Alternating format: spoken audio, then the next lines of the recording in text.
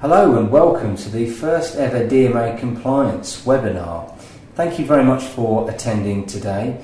My name is Richard Evans. I'm the Compliance and Legal Services Manager for the DMA, and I'm going to help you go through the Code of Practice today. I'm going to guide you through the various chapters, and I hope by the end of the session you'll know your way around the code. If not know it in detail, you'll certainly have a good overview and you'll know what sections apply to your organisations and which to look into in a little bit more detail. You'll know the fundamental requirements, and certainly you'll know the legislation, principal legislation affecting your business.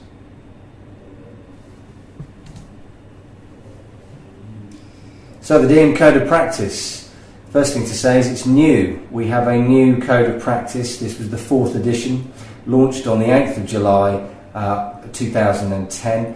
Now this replaces all previous editions, the last one being the 3rd edition. So if you have got any copies of the 3rd edition stowed away in a dusty cupboard or so forth, please go and remove those and shred them, put them in the bin, keep them away. This is the new code that everybody, all the membership compliance officers need to look at. We launched it on the 8th of July. But important to mention that we are giving members a grace period to get their systems and controls in place to be certain of adhering to the new requirements. Therefore, the enforcement date for the new and amended provisions is the 1st of September 2010. This is brought in to coincide with the enforcement date of the new CAP code, which is the British Code of Advertising, Promotion and Direct Marketing, which is coming in on the same date. So let's go right back to the beginning then with the code. Why do we need a code of practice? What's the point? Well, with the system of self-regulation we have at the moment, this is really a cornerstone in the whole process. It's first and foremost for members a useful guide to the principal marketing legislation that affects the industry and affects you in all that you do. The thing with this is that you've got to abide by this legislation anyway. So what the code does is bring the various bits and pieces that you need to be aware of all under one roof and in one document. And this should really help you rather than having to go scurrying around and finding bits of information from lots of different websites, lots of different bodies, etc., etc. This is a reference, a manual, if you like, that you can constantly refer to, split up clearly into different sections, and that you can delve into whenever you have a query about what you're doing, whether it's compliant or not. It also, as well as bringing in the legislation which you have to abide by, promotes best practice across the industry. And this is best practice that is deemed by the councils, that is the interest groups within the Direct Marketing Association. So these are experts, practitioners within their field who have sat down and looked at various areas of best practice, operational best practice, and decided that this is the level that they want to set for the industry and for DMA members. The DMA is all about raising standards, and this is what the code seeks to do. In doing so, we believe that it will give you a competitive edge over non-members or members who are not other companies that are not abiding by the code, as it will give you a guarantee, or your clients will see a guarantee of standards that you're adhering to. The advantages of self-regulation for the government are that it's done by the industry, so they will know that this is being done by people who know what they're doing. It won't be regulated by government officials, bureaucrats if you will, who don't understand the industry, who don't understand the practical implications of legislation that they're bringing in. It will be regulated by people who want to promote the highest standards, but at the same time realise the pressures and the limitations that companies face within the industry. And of course, for the government, it's cheaper, it's easier. If it works well, they're more than happy to leave it to the direct marketing industry for them to keep their own house in order. So it's really something that all of us, the membership, the industry as a whole, needs to make work, and it must be seen to be working, because what we don't want is a case where government take control of the regulation of the industry, which could possibly lead to restrictive legislation and undesirable controls.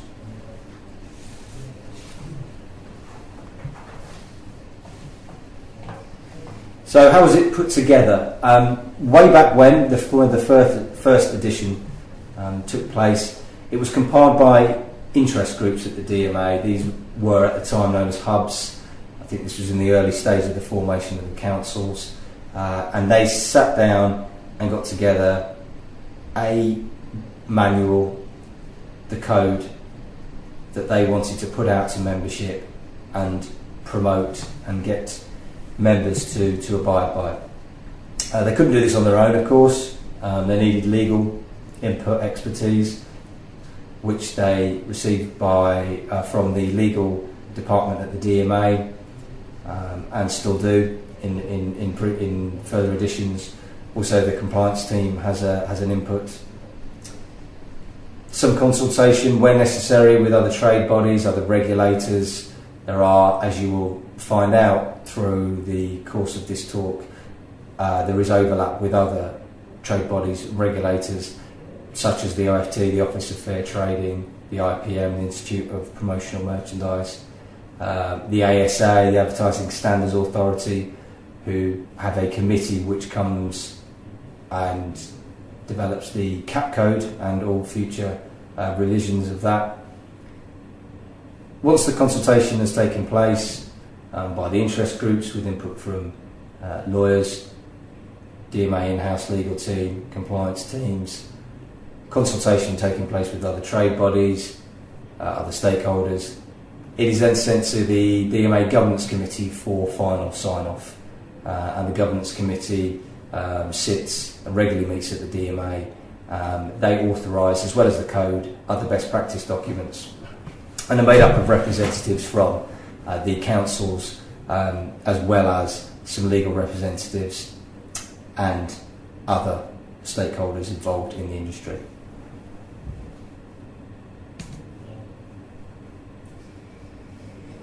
The code really comprises all bits of legislation that affect direct marketing, and I've listed there the principal ones that most members need to bear in mind. Data Protection Act 1998, the Distance Selling Regulations 2000, the Privacy and Electronic Communications Regulations 2003, and I've mentioned there the most recent one, which we've updated in the new code, which is the CPRs, the Consumer Protection from Unfair Trading Regulations 2008. Also, what is considered to be best practice, as I mentioned, and each DM media channel is covered within a separate chapter. So we hope this makes it easier for people to navigate around. You can go straight to the area that you work in, be it email, SMS, what have you, and go straight into a chapter and look at the regulations for that specific chapter. We have, in the new code, included a section on environmental responsibility. This, believe it or not, has never been there before, and we have included it in the section 3, the general obligations. It's about four or five clauses long. It talks about the requirement for companies to, first of all, have an environmental policy, because that's where it all starts. To take responsibility for what they're doing. If they're involved in processing of data, if they own data, to keep the data up to date so it doesn't get wasted on, for example, mailing campaigns and people who might have got away. The use of the relevant preference services is in there, for example, the mailing preference service, and this will be covered by a separate talk by Scott Flower on the preference services. And also encourages people to sign up to industry accreditations, environmental accreditations, such as ISO 14001, PAS 2020, which is a DMA scheme that launched a couple of years ago in conjunction with the BSI, the British Standards Institute, both of which are respected environmental accreditations which we are encouraging our members to adhere to and work towards if they haven't obtained it already. For any members who are sourcing paper, to make sure that the paper is sourced from a company which can show the FSC chain of custody, so can show that the original paper was sourced from forests which have a replenishment scheme. And we do draw members' attention to this, as this is a new area of the code and something which I'm sure you'll all agree over the last few years has become an important topic and something which we need to address. We also have a new appendix on marketing to children. I'll come on to that a little bit later when we start to speak about the different sections of the code, section 8 in particular. But there is now a separate marketing to children appendix. So whether you're marketing to children in an online environment, offline, whether you're a client, whether you're an agency, we've created an appendix that is a pan-medium look at marketing to children, if you like, and that is a separate appendix at the back of the code. So please refer to that if your activities do specifically target children. And by children, the DMA defines children, young persons, as under 18.